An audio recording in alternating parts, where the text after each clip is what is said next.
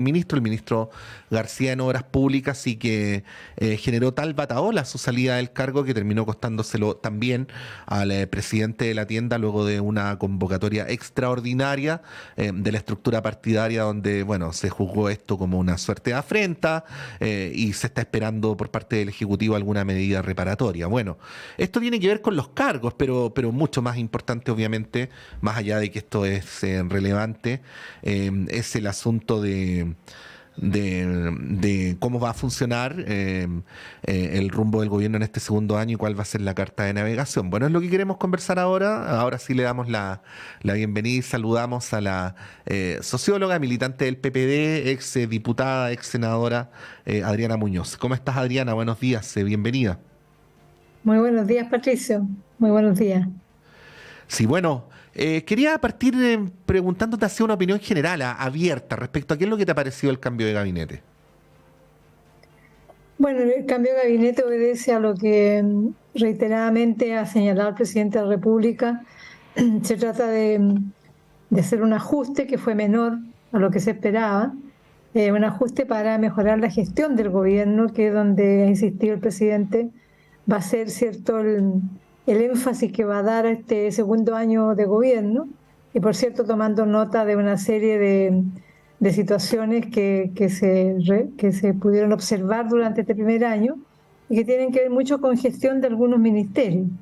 Pero también está presente, y tú lo señalabas, Patricio, recién, está presente toda esta situación que no se puede obviar, que es la presencia de los partidos de la alianza de gobierno, y que siempre hay susceptibilidades.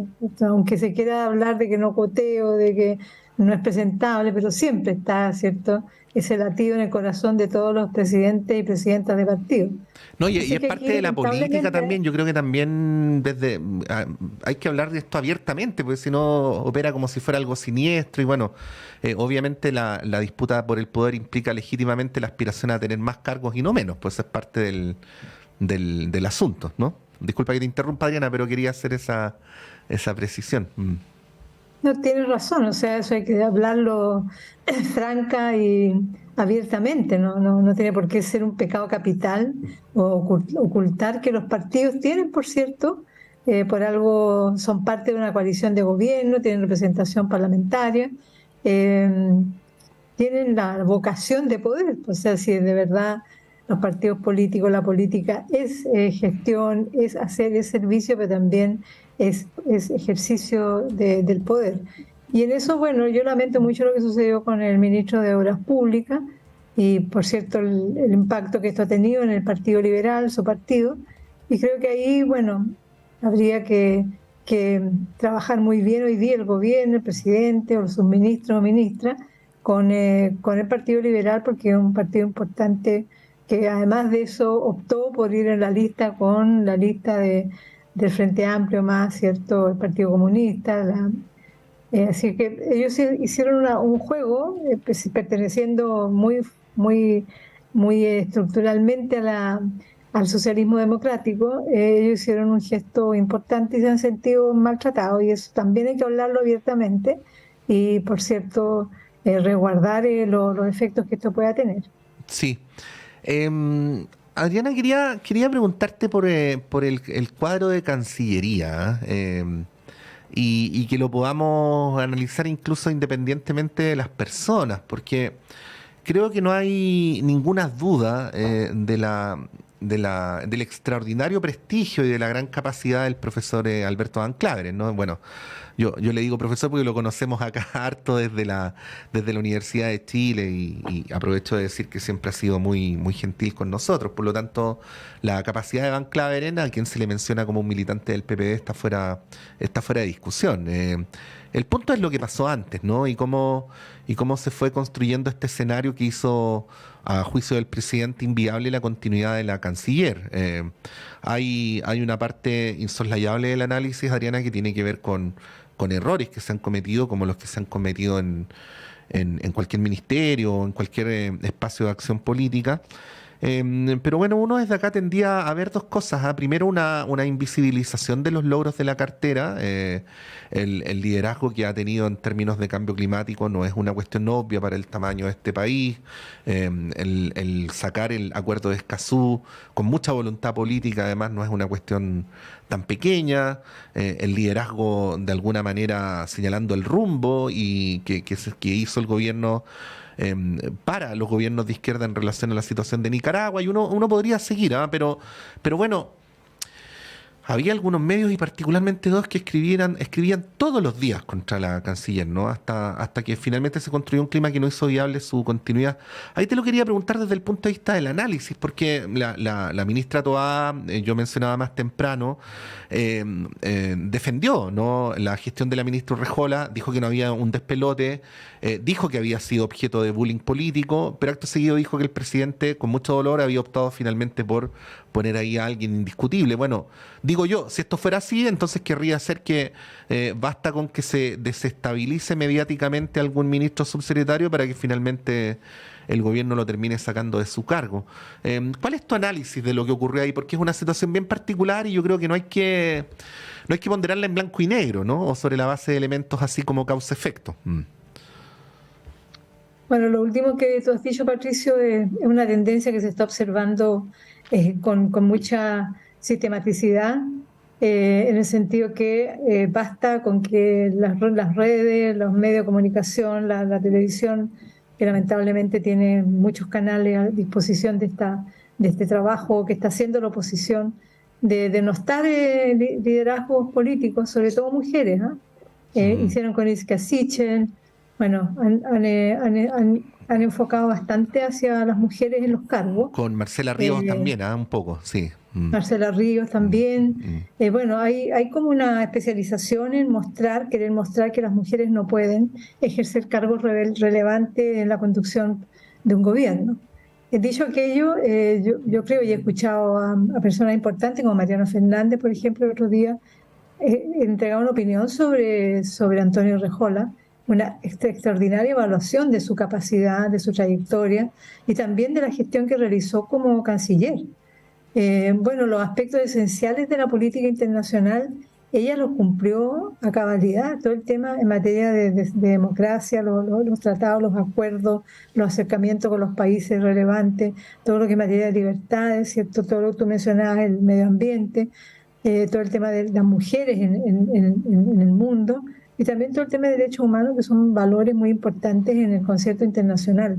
Entonces, ella realizó un trabajo, yo diría, en mi opinión, nada más viendo desde lejos, muy eficiente, muy eficaz.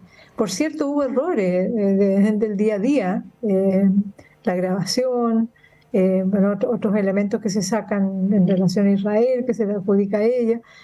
Bueno, una serie de elementos que fueron construyendo, ¿cierto?, en esa tendencia digamos, de hacer desplomar liderazgos, que está muy recurrente hoy día en los medios de televisión, en la prensa y en las redes sociales. Entonces yo lamento mucho porque creo que ella es una persona de un gran valor y realizó un muy buen trabajo en el poco tiempo que la dejaron hacer su gestión. Sí. A propósito de eso mismo, uno se pregunta si era indispensable el cambio de gabinete en esta fecha. Yo sé que ya estamos hablando de cuestiones que ya pasaron, Adriana, pero quizás la pregunta tiene que ver con remitirte a algo mayor, y que es una pregunta que ronda, ¿no? ¿Hasta dónde los gobiernos deben recoger climas de opinión pública que no se generan espontáneamente, que tienen una dimensión interesada también? Y hasta dónde también deben sostener ciertas convicciones, ciertos cargos, en fin. Te lo pregunto porque también una de las cosas que han aparecido aquí en el panel es que, por ejemplo, el presidente Piñera era mucho más dado a sostener a su gente contra viento y marea, ¿no? Y yo no estoy diciendo que eso sea mejor o peor que lo que hay ahora, sino que estoy poniendo para el análisis dos maneras distintas de enfrentar la crítica, ¿no? ¿Qué podrías decir al respecto? Bueno, el presidente de la República ha tomado esta decisión en este momento y es entiendo yo, producto de su análisis, su evaluación o las necesidades de enfatizar ciertos aspectos de la gestión en determinadas carteras. Pero sí creo yo que seguir escuchando eh, y haciéndose cargo. No creo que haya sido el caso en este momento, pero sí haciéndose cargo de una serie de una seguidilla de, digamos, de crítica a través de todos los medios de determinados ministros o ministras.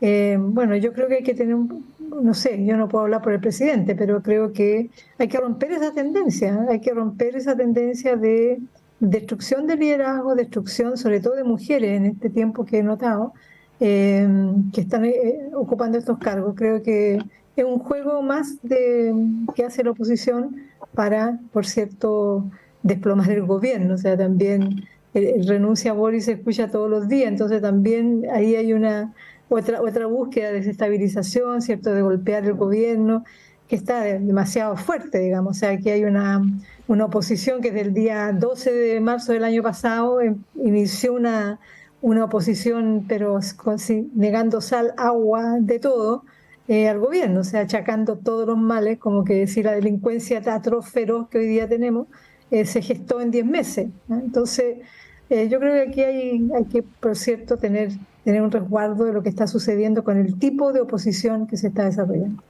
Bueno, queremos aprovechar de saludar esta mañana al académico de nuestra universidad, de la Facultad de Gobierno, don Felipe Agüero. Felipe, nos alegra mucho tenerte hoy día en la mañana. Sé que te tenemos a distintas horas, pero hace tiempo que no te teníamos temprano. Bienvenido, gracias por estar acá. Muchas gracias, me excuso por la entrada tarde, pero se debe a mi incapacidad de manejar los sistemas aquí. Inicié el computador y se estaba actualizando y eso no termina nunca, me costó mucho. Pero en fin, no quito más tiempo, estoy adentro, gracias. No te preocupes, Felipe. Bueno, es típico eso, que cuando uno tiene que entrar urgentemente a algo aparecen las actualizaciones. Esa es como, es como la ley de Murphy. Pero bueno, así es.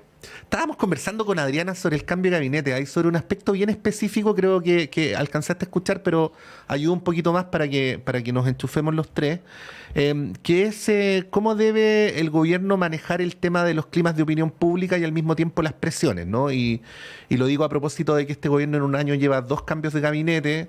Se supone que los cambios de gabinete son para se me acaba de ir la palabra, pero como para bajar un poco las presiones y dar lugar a un nuevo ciclo. Pero bueno, parece ser que hay en el tiempo que corre una manera en la cual se dan las dinámicas de opinión pública que llevan a que los ciclos de los gabinetes del presidente Boric sean más cortos que los de otros gobiernos, ¿no? Entonces ahí la pregunta es cómo proceder, y yo ponía el ejemplo, probablemente sea un extremo, pero del presidente Piñera, que cuando tenía ministros que llevaban un año cuestionados, un año y medio cuestionados, 2 años cuestionados, los mantenía ahí y no los sacaba de los cargos. ¿Cuál es tu análisis respecto a esto? Porque bueno, es indudable que hubo una fuerte presión, particularmente desde la oposición y desde sus medios, para que se produjese este cambio de gabinete en el momento en el que se dio y en los ministerios en los cuales se produjo. Sí, mira, yo en realidad era de la idea de que lo sensato era hacer el cambio de gabinete más adelante, como resultado de la elección de constituyente. Pero en fin, el presidente se lo quiso hacer ahora, como dices tú, producto de las presiones, pero también porque había presiones internas en términos de cambios que eran necesarios, que podían haberse sostenido más, pero algunos cambios eran necesarios. Yo creo que la reestructuración de todo en la Cancillería es bienvenida. Hay ahora un equipo muy sólido, muy potente. Lo mejor que puede haber en esta materia para la Cancillería es el nuevo canciller, de eso no hay ninguna duda. El otro cambio importante en cultura, sobre todo pensando, creo, en la capacidad de gestión en un año muy crítico. Creo que eso va por ese lado. Pero es un cambio que yo creo que pudo haber esperado. A veces las presiones son bien difíciles de resistir, sobre todo, creo yo, en un sistema que está tan fragmentado, donde las voces se transforman en 21 voces de todos los partidos, etcétera. es muy difícil lidiar con eso. Pero en fin, creo que se pudo haber aguantado más, pero ya está, es un cambio que es sólido, creo, que los ministros y ministras que están van a continuar, pero es posible, o sea, no es insensato que haya otro cambio después de la elección. Sí, pues bueno, ustedes se acuerdan, por la Concertación al principio tenía 17 partidos políticos, ¿no? Luego llegó a tener 5, con la nueva mayoría fueron 6. Y ahora me llamó la atención a cuando la ministra Toá ayer enumeró que el oficialismo tenía 11 partidos. Igual es una cantidad de partidos importantes y cuesta ponerlos de acuerdo. Ahora, en esa perspectiva, Adriana, ¿cómo ves tú que el gobierno debería manejarse en términos legislativos durante este año? Porque tenemos todas las reformas o trabadas o con riesgo de ser trabadas, no con amenaza de ser trabadas. Digo, las más estructurales, la laboral, que a mí me parece que es muy central. No sé por qué los medios de comunicación la ponen en un segundo nivel, pero en realidad las relaciones de poder en el mundo del trabajo son una cuestión sustantiva. Está la tributaria y está la previsional, ¿no? Y ahí está la pregunta, a la luz de los aprendizajes de estos meses, de cómo debería manejarse el gobierno, cuál debería ser su modus operandi, si negociar cada vez, establecer alianzas más amplias, si depender de los díscolos o negociar directamente con la derecha. Bueno, tú que te tocó vivir infinidad de veces ese asunto, pero me da la impresión que nunca con esta composición del Parlamento, ¿no? ¿Cuál es tu apreciación de cómo se debería seguir, ¿no? Para efecto, al menos de estas 3 reformas que parecen tan centrales. Bueno, Patricio, de verdad la fragmentación que dice Felipe es un dato de la causa. O sea, de hecho, hoy día tenemos 11 partidos, decía la ministra Toá ayer en la coalición de gobierno. Hay otros tantos que han surgido en la derecha misma, o sea, el Partido de la Gente, el Partido Republicano, no estaban antes del 2022, surgen en ese escenario. Hay otros grupos pequeños, como este que representaron 2 diputadas que no entraron a votar la reforma tributaria. O sea, hay un fraccionamiento y hay una tendencia por este mismo fraccionamiento a un caudillismo, o sea, en el sentido de que yo tengo mi voto y mi voto es, bueno, lo cambio porque tú vayas a la escuela y no fuiste a la escuela de mi sector, o el puente que tenía que reparar no se reparó. O sea, todo el diálogo territorial y de acumulación de fuerza de cada parlamentario en sus comunas, en sus distritos, en sus regiones. Entonces, claro, hoy día el voto que tiene cada parlamentario en este fraccionamiento tiene que salir a buscarlo el gobierno, o será este gobierno el de turno si sigue esta tendencia. Entonces creo que ahí hay un dato que no sé si se irá a abordar este tema del sistema político, el sistema de representación, el sistema de partido, el sistema electoral en la nueva constitución, pero creo que es un tema que hoy día está presente. Cuando me tocó a mí estar en el Parlamento no estaba en esta presencia tan gravitante, pero sí hoy día es un dato de la causa. Ahora, por cierto, creo yo que aquí el gobierno tendrá que, para avanzar en estas reformas, no nos olvidemos que la reforma previsional viene como de más de 10 años. O sea, de hecho, empezó con la presidenta Bachelet, siguió con el presidente Piñera, sigue ahora. Así realmente a mí me tocó la reforma durante el presidente Piñera, llegamos a muchos acuerdos, topamos en el 6%. O sea, la presidenta Bachelet topó también en el 3 o en el 5% o en la nueva institucionalidad. Siempre hay 2 o 3 puntos en los cuales se topa. Y creo yo que da la situación que existe hoy día, porque hoy, de verdad venimos de un estallido social, de una rebelión social, que también es un dato de la causa. De hecho, hoy día los temas que estuvieron en la calle en octubre del 2019 fue la reforma, fue el tema de las pensiones, fue el tema, ¿cierto?, de salud. Fueron los temas gravitantes de la movilización, el tema laboral. Entonces no se puede dejar eso atrás o ocultar ese reclamo profundo, estructural que hizo Chile, la sociedad chilena en ese momento, de hecho decir que esto fue octubrismo, ¿no? Decimos muchas veces, mire, el octubrismo, y es como que se deja para el lado la centralidad del reclamo por abusos que existen en esta sociedad. Entonces, yo creo que teniendo en cuenta aquello, tanto gobierno como oposición deben hacerse cargo de un nuevo pacto social, deben hacerse cargo, ¿cierto?, de acuerdo, de fondo, porque son cambios estructurales. O sea, de hecho, no es fácil para los sectores de derecha, para el sector empresarial, aceptar las 40 horas, se ha trabajado y se ha avanzado, porque ha habido mucho diálogo, mucha conversación, mucha flexibilización. Lo mismo, en mi opinión, debería ocurrir con la reforma previsional, la reforma tributaria. Entonces, creo yo que este escenario hay que hacerse cargo. Yo creo que los sectores de oposición no pueden dejar sin respuesta una reforma tributaria.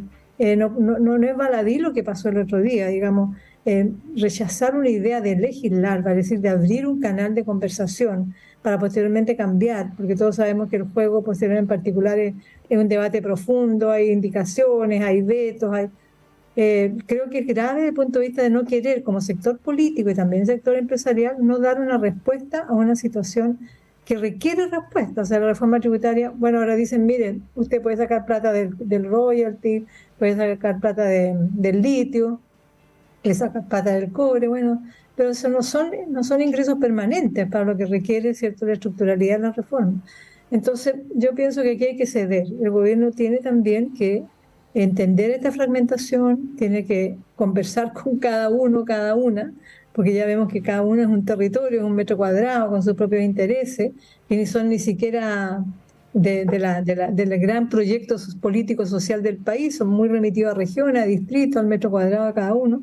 Y por cierto, también tender a flexibilizar en la búsqueda de un acuerdo integral, un pacto que nos permita salir con estas reformas estructurales que no son para beneficiar a un gobierno, yo creo que son para dar una respuesta de fondo a una inquietud de los abusos que existen en este país. Ya explotó una vez en octubre, entonces creo que no es inteligente desde el punto de vista político y es un gran desafío al sistema político, y ha dejado esta derrota del gobierno en materia de la reforma tributaria, ha dejado, como han dicho, he escuchado a varios ministros, ministras, varias personas que han opinado, ha dejado ver que el sistema político no está dando el ancho. Y aquí nos vamos todos involucrados, centro, derecha, izquierda.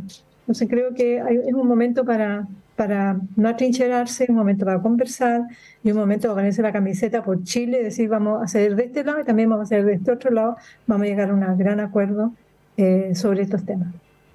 Bueno, vamos a retomar con Felipe y por supuesto también con Adriana esta conversación, pero por de pronto, cuando son las 9:02, vamos a ir un breve alto y volvemos en esta primera edición de Radio Análisis.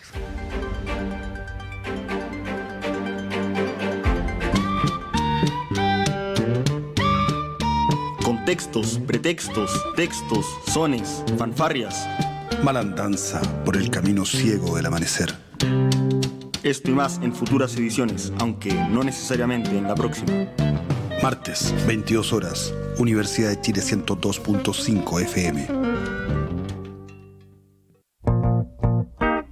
Todos los sábados a las 21 horas, Alberto Mayol, Omar Sarraz, Patricio López y Antonella Esteves se reúnen para revivir la tradición de una amable conversación entre amigos alrededor de un libro y para discutir sobre literatura y la vida misma. Radio Universidad de Chile te invita a ser parte de esta República de las Letras y compartir la pasión subjetiva y personal de cualquiera que ame los libros. Te esperamos cada sábado a las 21 horas en la República de las Letras, un clásico de Radio Universidad de Chile.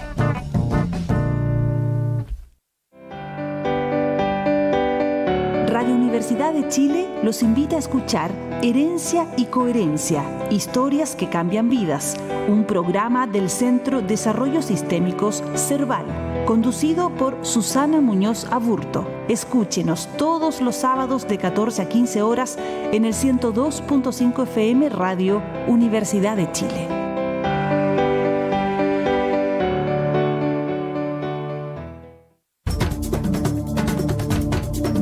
Hola, soy María Olga Mate y te quiero invitar todos los lunes a las 5 de la tarde a escuchar El Gran Teatro del Mundo. Un escenario para conversar sobre nuestro rol en la sociedad, aquí en Radio Universidad de Chile, el 102.5 FM.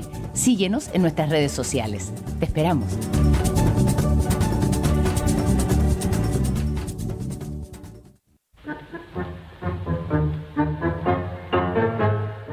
Mano a mano con el tango, con los NIN, usted ya lo sabe, todos los sábados de 10 a 11 de la mañana, por supuesto aquí en Radio Universidad de Chile 102.5 de la frecuencia modulada.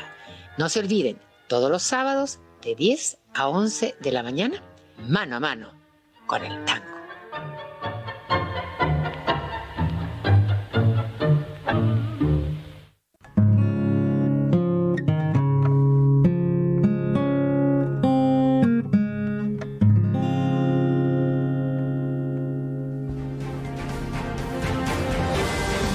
El Departamento de Prensa de Radio Universidad de Chile trabaja para mantenerlo informado. Radio Análisis, una transmisión conjunta de las radios que piensan.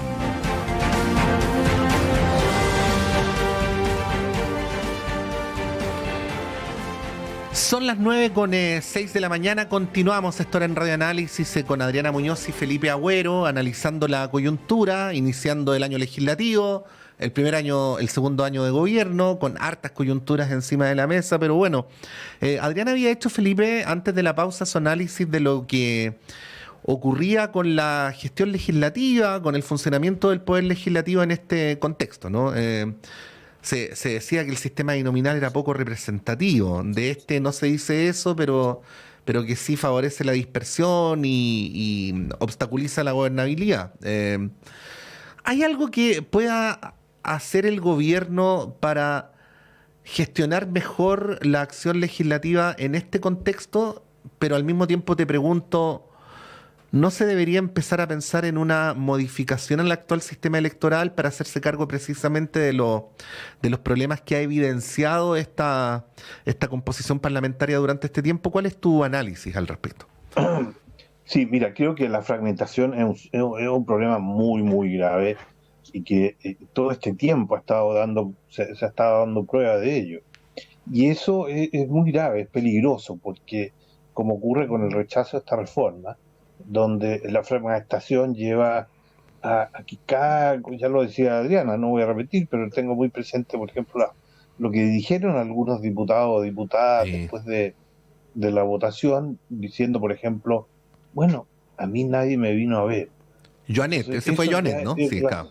Joanet, exacto. Razón suficiente para votar en contra la idea de discutir.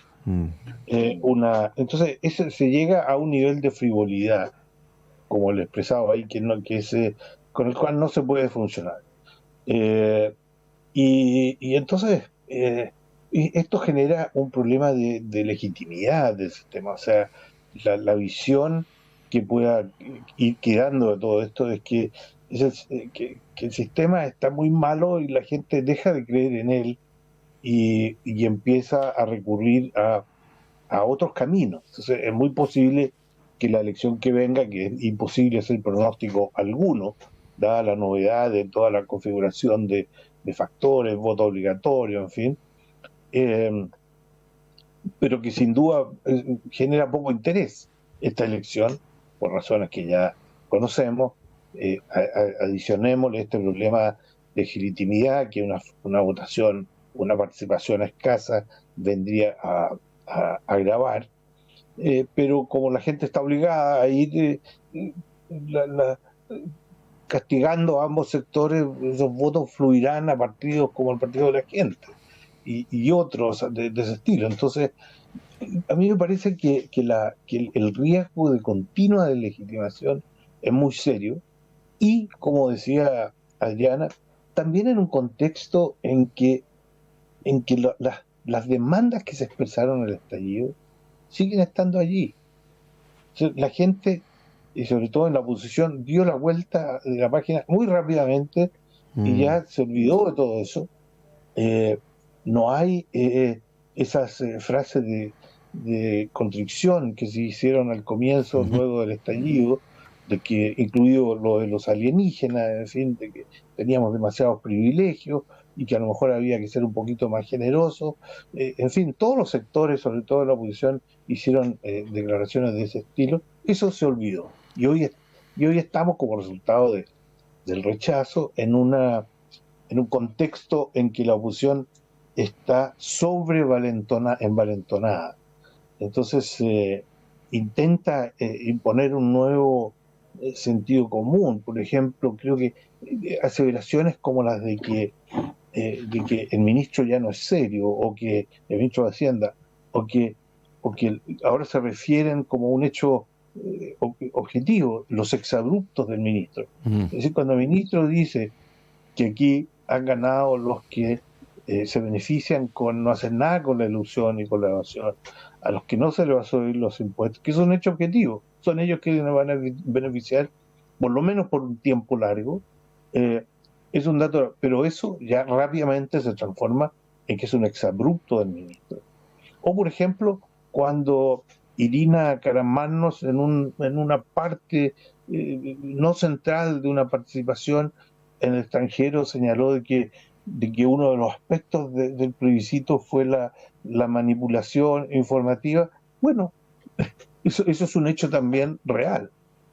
Pero eso fue motivo de varios titulares durante varios días sobre lo inaceptable que era. En fin, entonces hay yo diría, un envalentonamiento. Esto se expresa en el rechazo a la reforma tributaria, en condicionar una serie. Pero la derecha arriesga mucho en esto, porque puede arriesgar un resultado electoral que es costoso, por una parte, pero más que eso, es un riesgo que nos involucra a todos, porque es un riesgo de legitimación del sistema. Entonces, uno podría esperar que si esto entra a ser parte de la forma de entender lo que está ocurriendo, entonces es posible que haya un mejor ánimo para enfrentar la reforma de pensiones, por ejemplo. Pero eso requiere, también como decía Adriana, de parte del gobierno, de un trabajo que tome los datos de la causa. Es decir, de que hay una oposición muy, muy sobreenvalentonada, que tiene además que tener los vistos buenos de los empresarios, y que además hay que trabajar uno por uno. Habrá que ir a ver al señor al señor Joanet y a otros parlamentarios de ese estilo. Habrá que reforzar los equipos, hay que darse más tiempo y habrá que hacerlo, porque ese es un dato de la causa. Claro, es como es, no como uno quisiera. El senador Insulza se refirió en una entrevista que le hicimos el sábado pasado a estas personas como chantajistas, porque además él señalaba, y bueno, creo que no está mal decirlo, ¿no? Que no es solamente ir a hablar con ellos, pues es a cambio de algo siempre, que tal cosa para mi distrito, tal cosa para no sé qué. Entonces, claro, termina siendo muy poco político en la trastienda del debate, más allá de que esto siempre forma parte de las negociaciones, pero tiene más sentido cuando uno discute con grupos y no con individuos, ¿no? Pero ahí, Felipe, preguntarte, y luego le damos la palabra a Adriana. Cuando tú dices que la derecha está muy envalentonada y no usaste esas palabras, pero yo deduzco que está como en una suerte de negacionismo de lo que ocurrió con el estallido social, ¿es solo la derecha? ¿No hay también en el oficialismo, quizás alimentados por el resultado del plebiscito, la idea de que el estallido fue un paréntesis, una catarsis que se abrió y que luego se cerró, y que en realidad era cierto que no había que ser demasiado ambiciosos, y era cierto que teníamos que preocuparnos de la delincuencia y no de otras cuestiones más estructurales? ¿Cómo ves tú también la manera en que, yo sé que es muy amplio porque esto tiene muchas vertientes, pero que el mundo progresista ha ido procesando también esto que estamos conversando esta mañana? Sí, yo creo que hay algo de verdad en eso, porque porque estas presiones por los medios y esta especie de nuevo sentido común que se intenta establecer tiene sus efectos. Mira, yo creo que la evidencia más clara de lo que tú señalas es la completa eliminación de la presencia de las demandas indígenas en toda la discusión, tanto en materia de representación. No hay nadie en la comisión de expertos, no hay nadie en ninguna instancia. Es muy difícil en este contexto que haya algún representante indígena en el nuevo Consejo Constitucional. Entonces, pero nadie parece preocuparse de eso. Es como si años de crecimiento, de expansión y de aceptación de lo que eran las demandas indígenas, de súbito se pasa a una situación en que eso nunca existió. Eso fue solo una pesadilla, y eso vale para todos los sectores. Nadie habla de eso, nadie está preocupado, nadie pone énfasis en una adecuada representación. Entonces, sí, creo que eso es manifestación de eso. Creo que hay una mayor conciencia en sectores del oficialismo de que los malestares están ahí. Creo que ahí hay bastante contacto y que justamente la reforma tributaria apuntaba a una serie, a la posibilitación de políticas que enfrentaran ese tema, dando evidencia así de que sí hay conciencia. Pero como digo, en algunos temas nada. Adriana. Bueno, yo estoy de acuerdo con Felipe en un titular que dijo que la derecha está, o la oposición está envalentonada. Yo creo que eso es un tema que lamentablemente da cuenta de una situación de riesgo, porque un sector político que no esté leyendo la realidad es grave, porque suceden estas situaciones que se expresan, por ejemplo, en la derrota al gobierno en la reforma tributaria, en el empantanamiento de la reforma previsional, en todos los conflictos y situaciones que hay en torno a la situación de las ISAPRE, que también es un tema que no se entiende. La ciudadanía no entiende cómo el Estado venía a rescatar a una empresa que por su modelo de negocio está en el fracaso y por no resguardar disposiciones judiciales tiene hoy día en vilo a todo el sistema de salud. Entonces, yo creo que ahí hay un envalentonamiento, una mala lectura, y eso no es posible que un sector político lo haga. Como tampoco es posible que un sector político se haya envalentonado con la profundidad de las demandas del 18 de octubre. O sea, por cierto, es muy fuerte, muy radical, pero tampoco es posible manejar una situación con la radicalidad y la profundidad que se requiere para, o sea, que no es posible abordarla para enfrentar este tipo de salidas, porque aquí el gobierno no tiene mayoría en el Parlamento, ¿cierto? Tenemos un fracaso el 4 de septiembre, entonces hay que leer una realidad que está muy, muy líquida, muy, muy, muy poco asible, pero no puede ser que suceda que estos análisis políticos erróneos lleven a una conducta errática de los líderes que conducen el país, tanto desde el gobierno como desde la oposición. Entonces creo que ahí es muy riesgoso lo que está pasando para Chile, porque Chile lo está pasando mal. Lo está pasando mal, por cierto, con la delincuencia, ¿cierto? Que también hay que abordarlo de una política de Estado. Si hemos sido capaces como país de tener una política de Estado exterior robusta, que ha trascendido históricamente en distintos gobiernos, distintos tipos, distintos pelajes, etcétera, ¿por qué no podemos construir hoy día? Porque el crimen organizado y el narcotráfico nos declaró la guerra. Están en una guerra. O sea, aquí tenemos un ejército muy bien armado. Entonces, tampoco lo vamos a resolver por la puntualidad oposición-gobierno, ni en el anterior, ni en este, ni en los que vienen. Entonces, yo creo que aquí tiene que haber una relectura de lo que está sucediendo y lograr acuerdos profundos en torno a situaciones delictuales y situaciones sociales y políticas que está viviendo el país. No podemos seguir como lo veníamos haciendo. Acá hay un cambio que la realidad no está diciendo a gritos que está sucediendo. Y en la medida que la política no lo lee, yo creo que esto está haciendo pasar un bochorno al sistema político, separa cada vez más a la ciudadanía de la política, separa cada vez más a la ciudadanía de los cambios constitucionales, por ejemplo, bien lo decía Felipe. O sea, qué entusiasmo hay hoy día en la ciudadanía para ir a votar, ¿cierto?, el 7 de mayo por los constituyentes electos. ¿Entiende la ciudadanía lo que sucedió después del 4 de septiembre? ¿Se ha hecho pedagogía? Ahora se ve como una regresión. Decimos, mira, queríamos una asamblea constituyente, hoy día tenemos una asambleíta con designados y con algunos electos. ¿Qué es lo que se va a discutir? 12 capítulos que ya vienen definidos. Entonces, bueno, ¿cómo se va a entender este giro? ¿Qué es lo que va a avanzar? ¿Qué es lo que significa una reforma a la Constitución hoy día para los 8 millones de nuevos votantes? Porque los que votaban antes entendían, quizás estaban un poco más en la lógica y en la dinámica electoral de la discusión, pero hoy día hay 8 millones nuevos que de verdad no se sabe mucho lo que están comprendiendo o cómo la política le está hablando. ¿Sí? Sí. Estamos hablando de esos 8 millones de estas situaciones que al parecer son inconscientes de la realidad.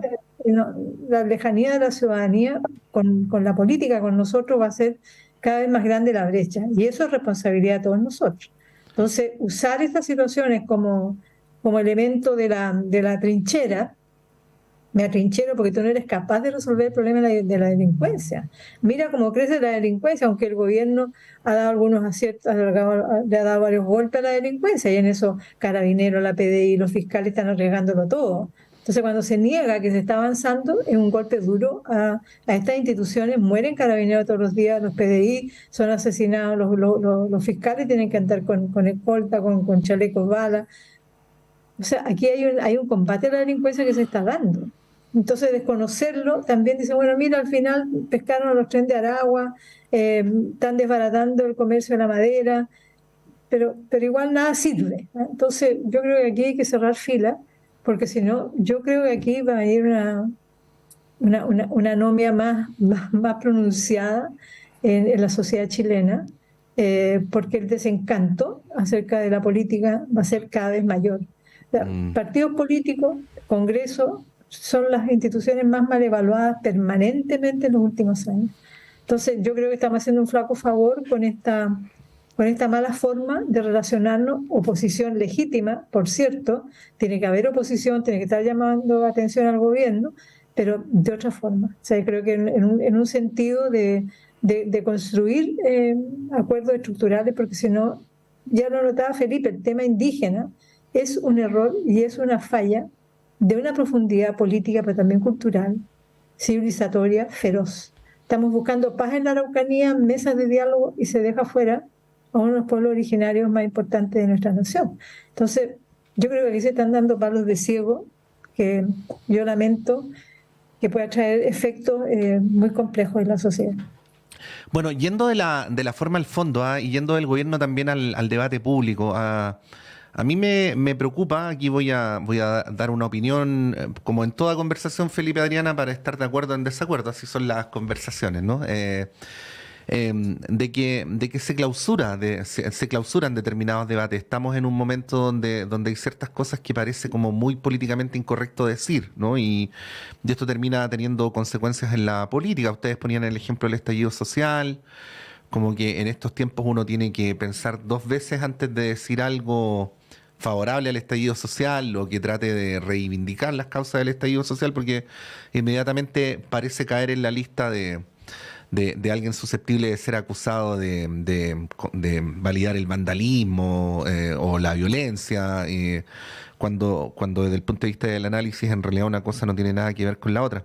Y me refiero a la forma y al fondo, y también a la acción del gobierno, Felipe, Adriana, porque creo que está vinculado con algo que pasó en el último cambio de gabinete y también en los anteriores, en los cuales los tweets se han convertido en inhabilitantes para acceder a cargos públicos, ¿no? Ocurrió con el subsecretario, esto personas aparte, ocurrió con el subsecretario Cataldo, que por haber dicho el año 2011 en un tuit que había excesos policiales, quedó inhabilitado para asumir la subsecretaría del Interior, cuando en realidad todos sabemos que en la movilización estudiantil del año 2011 hubo graves excesos policiales, y quienes pertenecemos, Felipe, además a la comunidad de la Universidad de Chile, sabemos que a los estudiantes de la Chile los golpearon muy duro, especialmente el 4 de agosto del 2011, quizás tú te acuerdas, donde hubo una unánime condena a eso. Entonces, por decir eso, 11 años después no puede asumir un cargo. Bueno,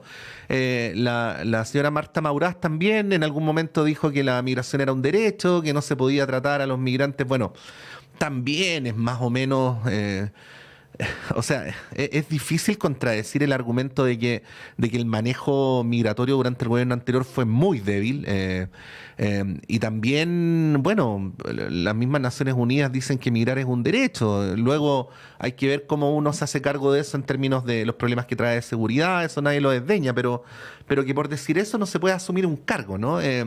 Pero va de contrabando esto, que ya hay determinadas cosas que no se pueden decir o no se puede ir más allá. Ahí, Felipe, quería preguntarte, ¿no? Porque bueno, por alguna razón aparecen determinados tweets y no otros, sobre determinados temas y no sobre otros, en fin. Sí, no, lo que tú planteas me parece que es un fenómeno muy pernicioso. Mira, nadie tiene una hoja de vida prístina.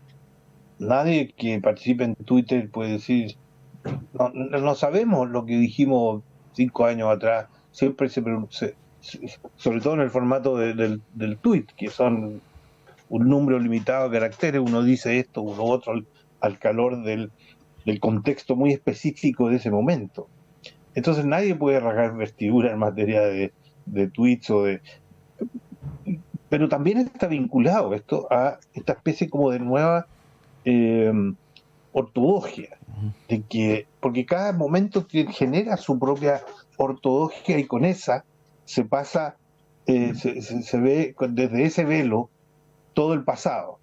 Entonces, claro, decir hoy, como decía recién, de que esta reforma beneficia a los que no pagan impuestos, es que es una cosa de perogrullo, pasa a transformarse en exabrupto, ¿no es cierto? O decir, como decía, porque en una entrevista ayer, creo, de Verónica Undurraga, que lidera el Consejo de Expertos, de que cuando le preguntan sobre su explicación por el fracaso del proyecto anterior, y entonces ella dice, en gran medida se generó una desconfianza y una inseguridad respecto de que las cosas que tenemos vayamos a ser privados de ellas. En distintos ámbitos de la política, de la economía, incluso de la propiedad, es decir, las cosas que poseemos, ya eso entra en peligro. Bueno, ahí fue justamente donde entró esa campaña muy activa y muy generalizada y muy bien financiada, a la que hizo referencia Irina Karamanos, que es un dato de la realidad, pero que esta nueva ortodoxia señala los límites, eso está fuera, no se puede decir. Entonces es una combinación, lo del tweet, de ese búsqueda hacia atrás de algún pecadillo, y el pecadillo consiste en, la verdad, una opinión, que es una opinión que puede estar en contra de estas nuevas ortodoxias que se construyen en cada momento, o también puede ser una opinión de esa, uno puede también cambiar de opinión. Nadie puede decir que no ha cambiado de opinión. Entonces, es un fenómeno muy perverso de una política que está frivolizada, esa es la verdad. Y que hay todo entonces un tinglado que hace coherente. Es esta fragmentación que incentiva una pelea chica, de corto plazo, y los tweets y todo eso entra en el mismo mecanismo. También viendo una entrevista del fin de semana me pareció muy interesante lo que señalaba Noam Titelman, de que más que una verdadera polarización ideológica, lo que hay es una polarización afectiva. A pesar de que creo que Titelman se refería más bien a las fuerzas dentro de la coalición, donde esta pelea por los chicos es lo que prima por sobre una mirada de más largo plazo. Así que eso es gravísimo, pero también es un dato de la causa. Es decir, no podemos en este contexto pensar de que podemos hacer caso omiso. Ahora, pienso que sí se puede hacer caso omiso de lo que se dice respecto de lo que una persona dijo en tweet, como un factor de invalidación. A mí me parece que legitimar eso es el peor favor que nos podremos hacer en la política. Deduzco entonces que no comparte que el gobierno lo haga. Claro, no comparto. No. Adriana. Bueno, estoy de acuerdo con Felipe. Creo que está esta tendencia bastante perversa a descalificar, a eliminar a las personas por dichos o hechos que han dicho, más bien, porque no se asocian a hechos en la línea Twitter, dichos del pasado o de un momento coyuntural específico, como una movilización estudiantil de 15, 20 años atrás. Entonces, hay esta tendencia a satanizar posiciones que se ha tenido en determinado momento, y eso a mí me parece que no debe ser recogido por el gobierno, no debe ser escuchado, porque entonces lo legitima. Entonces yo en realidad voy a disparar contra esta persona, esta otra, porque no quiero, quizás cuáles son las razones verdaderas por las que no quieren que esas personas lleguen a los cargos o ocupen una posición, porque no creo que este prurito por la expresión de un determinado momento, expresión social o política en determinado momento, sea la causa real. No les gusta, no quieren, o o la razón es importunar y desarmar la propuesta gubernamental del momento. Entonces, esto es muy perverso y creo yo que está no solamente en el ámbito de la nominación de cargos, sino que está envenenando la vida social y política del país. Yo lo que leo en Twitter son opiniones aberrantes de sectores y sectores, pero aberrantes, que envenenan, de verdad hacen mal, generan un ambiente de odiosidad tan grande que es muy difícil también después avanzar en esta búsqueda de un acuerdo, de consolidar, pactos sociales en torno a temas que deben ser centrales para ayudar y beneficiar a los chilenos, a las chilenas que hoy día sufren, que hoy día lo están pasando mal, con la delincuencia, con las pensiones, con la salud, las nuevas políticas del gobierno de poder beneficiar un sistema de cuidado que viene a beneficiar a las mujeres plenamente, ¿cierto? Que están sumidas en esta situación cultural de ser las cuidadoras de la vida y invisibilizadas, ¿cierto? Sin recursos. Entonces, yo creo que a grandes debates que vengan de donde vengan, no se puede enfrentar en una sociedad que está siendo poco sana con este tipo de situaciones. Yo de verdad creo que esto, antes me acuerdo que se postulaba diputado, senador, te revisaban el DICOM, por ejemplo, que es legítimo, ¿cierto? Si no, hoy día también te revisan las boletas también de campaña, si estás con Soquimí, si estás con no sé quién. Bueno, eso por último un prurito de transparencia, ¿no? Pero ya cuando uno empieza entonces para responderle a lo que dijeron, la señora Caramaño, como dice Felipe, se equivocó en esto, entonces uno va a buscar citas de otros, ¿no?